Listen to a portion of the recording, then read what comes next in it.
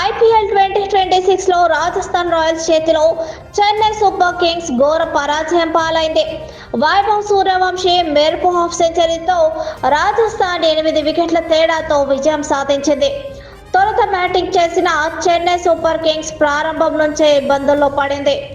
Guwahati pitch పై తేమ ఉండడంతో రాజస్థాన్ బౌలర్లు జోఫ్రా ఆర్చర్, నడ్రే బర్గర్ అద్భుతంగా బౌలింగ్ చేసి ప్రారంభంలోనే 3 వికెట్లు తీశారు.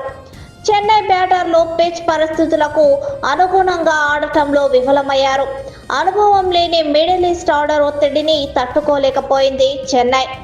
జెమీ ఓవర్డన్ చేసిన 43 పరుగులే ఆ జట్టులో అత్యధికం కావడం వారి బ్యాటింగ్ వైఫల్యాన్ని అర్థం పడుతోంది. రాజస్థాన్ రాయల్స్ తరఫున వైభవ్ సూర్యవంశీ 17 బంతుల్లో 52 పరుగులు చేసి మెరుపు హాఫ్ సెంచరీ సాధించాడు. యశస్వి జైస్వాల్ 38 పరుగులతో నాట్అవుట్ గా నిలిచాడు. చెన్నై సూపర్ కింగ్స్ తమ తొలి మ్యాచ్లోనే ఓటమి పాలవగా రాజస్థాన్ రాయల్స్ విజయంతో సీజన్ ని ప్రారంభించింది.